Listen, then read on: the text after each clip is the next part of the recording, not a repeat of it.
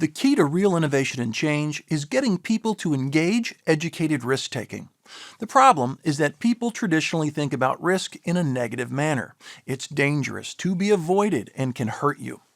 So the solution is to work hard to change how people feel about risk.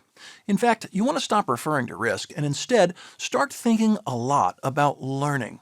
Learning as a phrase doesn't have nearly as much baggage as risk. So now your task becomes one of encouraging learning. Here's just a few key ways you can do that. First, talk about it. Make talking about possibilities and changes a normal, nearly daily event. The more common the conversation, the more likely you'll see the kind of behavioral engagement that supports change and improvement. Next, reduce the negativity. By this I mean both the quick negative comments that often follow ideas, as well as the negative evaluations handed out by managers to people who tried something that didn't work out.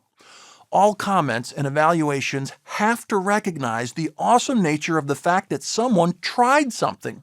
So reframe those reactions in terms of how we can help these folks improve their efforts. In essence, you need to turn evaluation into the facilitation of learning. One last great idea is to highlight examples of good risk-taking when you become aware of them. They might happen in your group or elsewhere. Use these examples to demonstrate what really matters at work. In fact, some more enlightened organizations go so far as to reward awesome risk-taking even when it doesn't work out. Let me briefly share one of the most famous examples. Years ago at Hewlett-Packard, an engineer named Charles House was told by a superior to stop working on a new type of electrostatic monitor. The boss thought it just wasn't going to work. House took this directive as motivation to quickly rush the monitor into production, even though he wasn't supposed to.